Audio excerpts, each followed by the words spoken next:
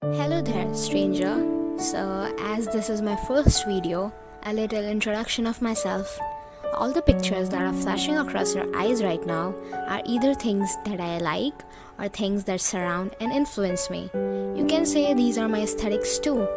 Oh, and also people usually call me by my name, but you can call me Miss Fate, and I live in beautiful India with its beautiful people.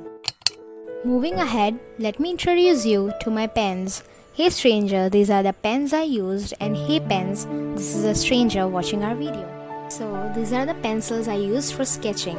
I used fine liners from Kuretake. They were Zigmangaka fine liners. They are the best. They help me put those eerie details in my illustrations.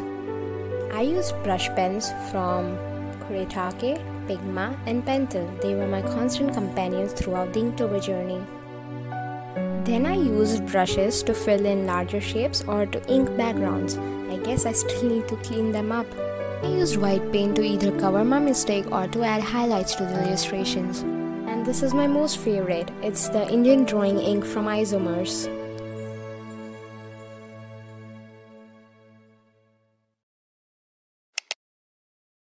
So here's the part you have been all waiting for. This is the Inktober 2022 sketchbook I used. I stitched all the pages together myself and made the book. That is also the precise reason why it looks so not in shape. I also thought to decorate the cover. As you can see, little orbs are coming out of the jar and illuminating the darker world outside. I really love the cover.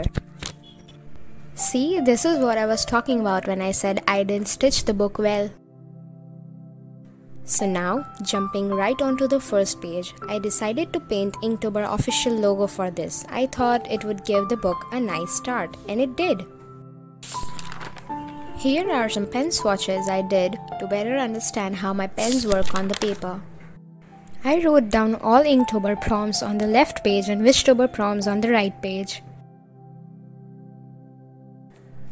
This right here is a cute illustration. I really like that.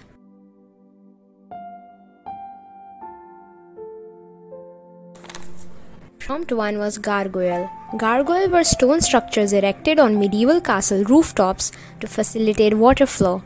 I mixed a Bali style of architecture with this prompt and experimented with different saturation levels by adding varying amounts of water to the ink by a dropper. It was very much fun to do this. I always sketch out rough ideas before I move on to the final piece, and this is a silhouette of a rodent moving. Let's see what comes ahead. And this is the final product. I really love how simple and clean this one looks. Also, the expression of each and every mouse is good. Here comes the incomplete art piece. I attempted Wishtober prompts but couldn't stay consistent as there was already so much on my plate. So here comes the friendly bat with her little teddy buddy. This little drawing tells a story of a bat giving an aerial tour of the woods to her teddy bear and asking if the teddy likes the view. By the way, are you guys liking the view so far? Seafood illustration for day 4. Also, wipe your drool from your face. You cannot eat that. That was a self-motivation page I made right there. Day 5 was flame, and I thought of making lots of candles, both burning and extinguishing, with a black flame in the middle. Also, do not mistake this little cutie to be an evil flame. It's just simply different. Here, I was simply studying rose petals for the next prompt. As you can see, the roses on the top left corner are young and new, whereas roses in the bouquet are all wilted and pretty much dead. The little petal loop signifies the life cycle of petal of roses, of how from plump and round they turn into crumpled and wilty. This also metaphorically shows that living are few but dead are many.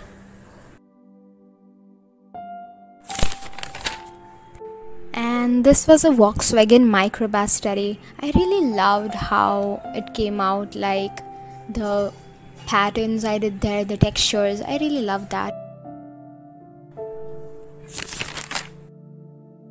Day 8 was match, and I couldn't think of a better couple than two cats who are perfect match for each other. Day 9 was nest, and I personally do not like how it came out. And also you can see all the trinkets hanging out from the nest, so yeah.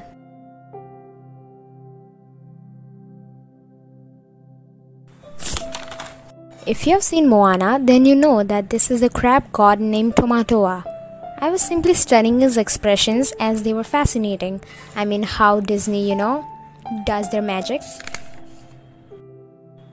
These days, I am accustomed to practice elements before I get into the final piece. I literally drew this at 10:30 because the whole evening there was a power cut at my house, and I'm very happy to finish this one.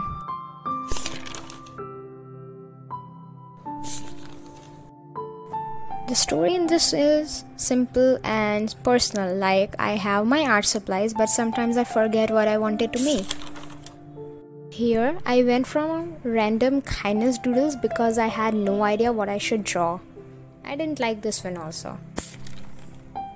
But for the next day, I was armed with ideas, and that led me to draw this masterpiece. When inner haze blinded the exterior naked eye, that's when the lid needed to be swirled to show that the jar wasn't empty inside. I wanted to tell people by this illustration to not judge people just from their exteriors, because there is simply no way you could fully know a human's interior.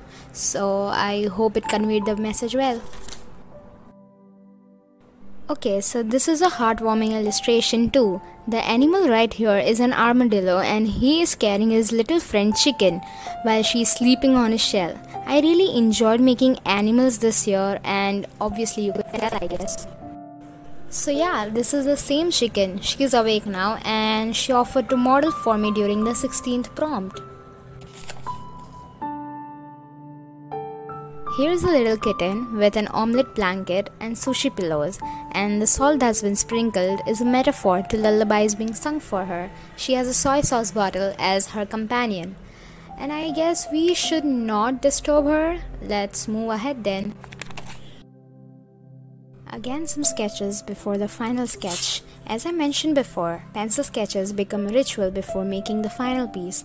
I did them to grasp a better understanding of subject I was going to draw.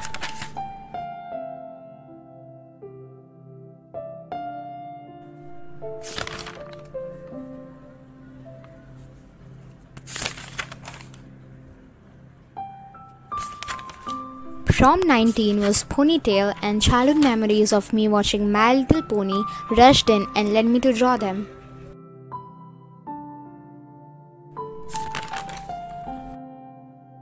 By the way, would you like to play a poker game with me? I bet I'll win.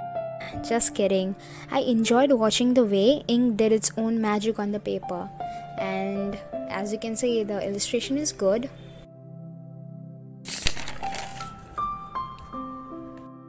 And finally, one of my most favorite illustrations. This is one of the cutest dog I have ever made. I named him Teddy after my friend's pet dog. But he's a bad dog, as he literally destroyed his new fluff bone, and now he's making his signature innocent face. I mean, how could you get angry over that face? Day 22 was heist, and Google showed that raccoons are the animals who steal the most. But this particular one is an immature thief. You can see it by the way he lies. The comic dialogues here are hilarious. You should read them.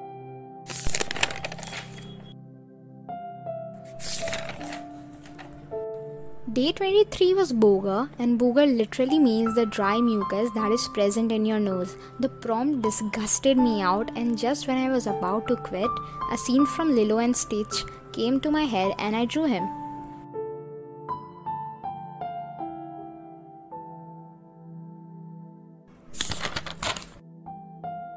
Hey, did you ever have the desire to fly like a bird or butterfly when you were a kid and took on a project of making wings of your own after listening to some Greek myth of a man named Icarus? This child right here is doing exactly that, but I didn't show what happens precisely after she decides to fly.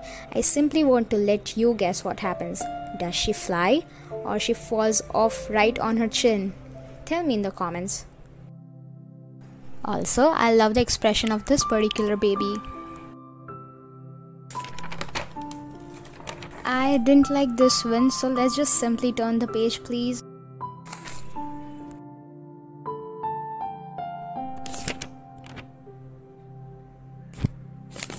I also didn't like how this turned out either, so simply bear with me. The prompt here was ego and I just didn't know what to draw. Oh god, but I did like this one. I named him Blake. The prompt was snack, and why the heck would I want to draw some burgers when I could draw a hot bar waiter with beautiful eyes and a nice bunny ear hairband.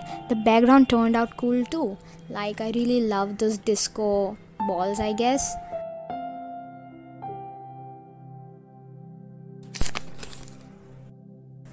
Some more rough sketches. Look at that little pagan symbol.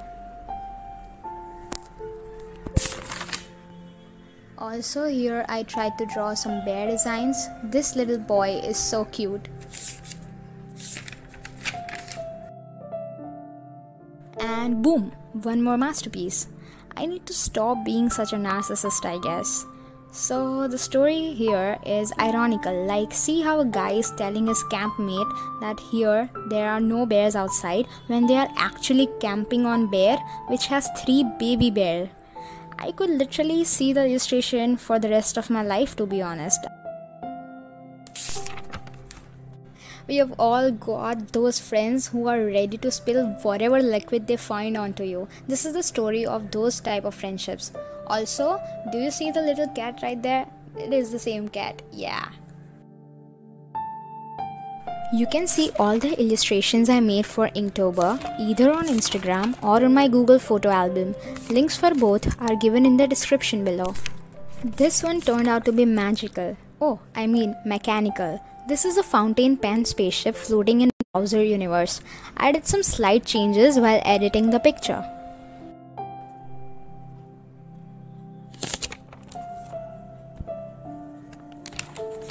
So I made this illustration keeping in mind that I need to tell a personal story.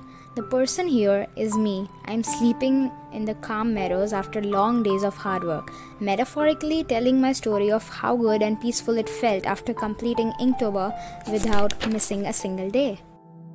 So this is the lesson Inktober taught me this year. When things go according to you in life, do not assume that you now have complete control over it.